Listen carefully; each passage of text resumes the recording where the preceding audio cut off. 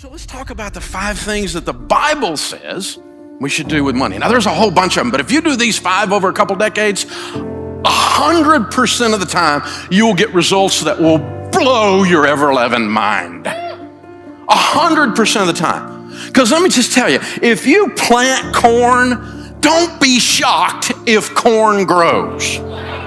As ye sow, so shall you reap. If you plant nothing and wait on the government, don't be surprised if you have mud. This is how it works. You are in charge of planting, and this is how we do it. The first thing is you get on a written plan. We call it a budget in the financial world. Don't build a tower without first counting the cost, lest you get halfway up and you're unable to finish, and all who see you begin to mock you and say, this man began to build and was unable to finish. Don't build a tower without first counting the cost.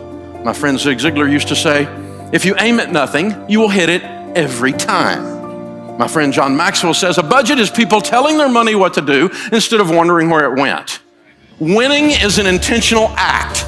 When the Super Bowl is over and the little reporter runs over and says, how did you win? The guy never goes, I don't know. I just got off the bus and this thing happened. Getting to the Super Bowl is an intentional act over decades of developing your skill. No one accidentally grows a bumper crop unless it's weeds. No one. The second thing is you need to get out of debt. Now, we knew Dave Ramsey was going to say this. That's a fairly predictable thing coming out of my mouth. But here's the deal. The borrower really is slave to the lender. The rich rules over the poor, and the borrower is slave to the lender. I've experienced that. I lost everything because I let other people have control over my life. You know what that's called? A master. Well, Dave, I don't know if I agree with all your theories about debt. It's America. You have the right to be wrong. My old pastor used to say, a man with an experience is not at the mercy of a man with an opinion. I've led more people out of debt and into wealth than anybody breathing on the planet today. And I'm not bragging. I just showed them how to do it. And so we're going to get out of debt because it's no fun trying to be married like this, right? This is crazy, you guys. We're walking through our lives where all the money comes in, all the money goes out, and only the names are changed to protect the innocent. We make tons of money and we have none and we can't figure out why. I know why. You gave it all to a financial system that's designed to take it from you. You surrendered it. And we've got to stop.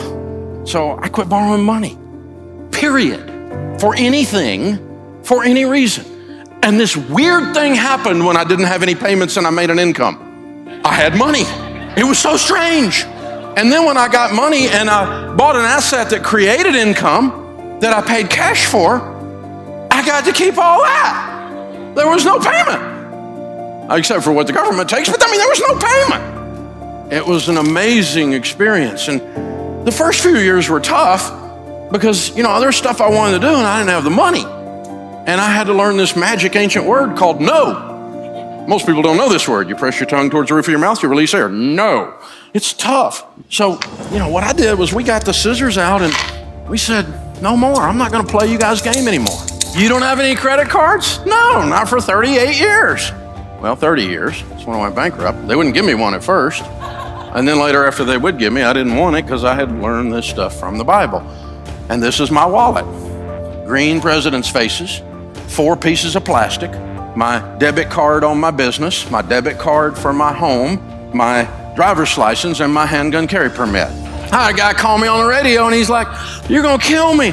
My truck payment. I said, how much is your truck payment? $763. You have a $700 truck payment?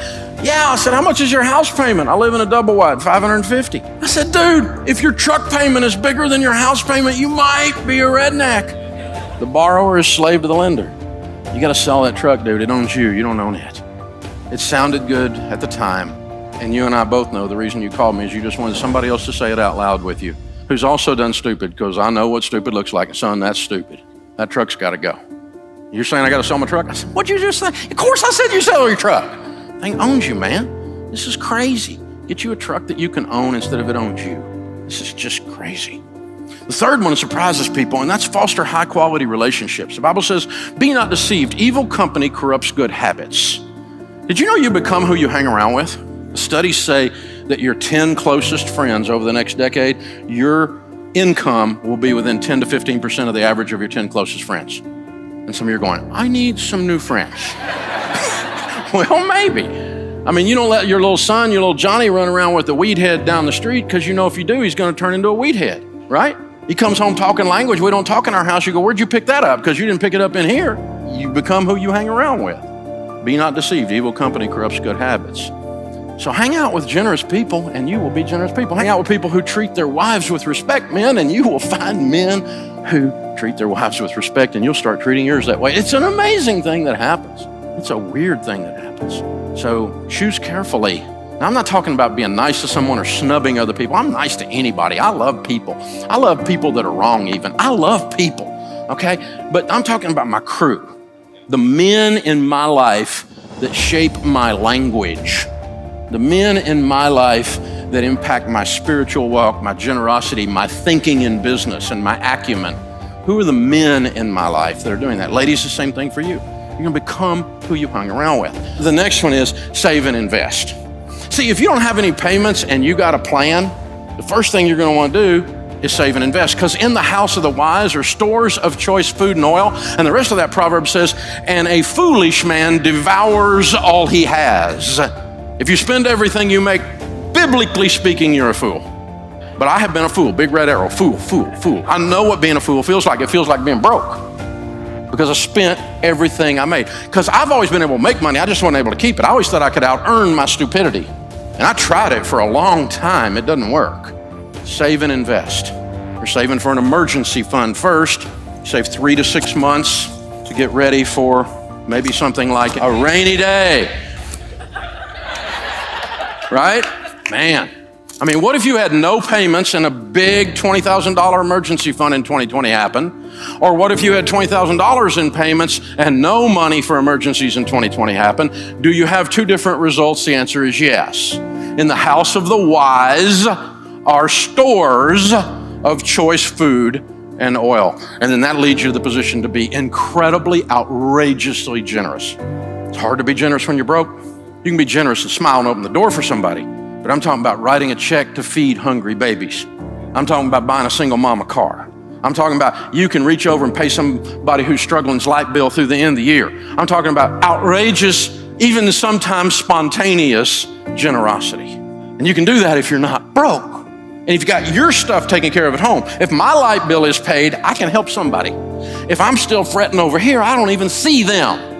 So I want you to try this next time there's a holiday, maybe Easter or Thanksgiving or something like that, and you're driving to grandma's house with the kids. Now you're gonna go have a big feast that day, but on the way, I want you to do something crazy. I want you to stop at the Waffle House. Leave the kids in the car, the motor running, pull up in front of the window so you can see inside and the people in your car can see inside. I want you to go inside by yourself, leave them out there, they'll be running their mouth anyway. Kids, put the screens down, watch this. Go in there, have a cup of coffee at the counter. She'll come to the counter, she'll pour your coffee. This is Thanksgiving morning. You know, he's working on Thanksgiving morning at Waffle House. Pay for your coffee, and I want you to take 3 or 4 of these Uncle Benjamin Franklin pictures, $100 bills, and I want you to slide them on the cup and slip out. Go out in the car, tell the kids, hey, watch God work. Watch what God does when he shows off. She'll come over, she'll pick that stuff up, and she'll look at it. She wonders if it's a trick, because in her life, it's been so long since anything good has happened to her. And then when she realizes it's real, and 100% of the time after she does this, she'll go, thank you. And then she looks one more time. When she realizes no one's looking and she has no idea there's a family with a 6-year-old sitting in a van watching her inside, whose dad or mom just pulled this idea off. And the 6-year-old's life is being permanently changed while he watches this. Then she goes into and does a Snoopy dance. Because that's the whole difference in her month. Now, I want you to go spend $300 with your spouse on a really nice night out and enjoy yourself. I want you to learn to enjoy money, but I dare you to have more fun with $300 than that. So to the extent you're not outrageously generous because you're in debt and haven't saved money, you're not on a plan, and you hang out with selfish people who are worried about their Instagram photo, any one of those 5 things that's not there, or any 5 of those 5 things that's not there, it's time for all of us to get a little better and change.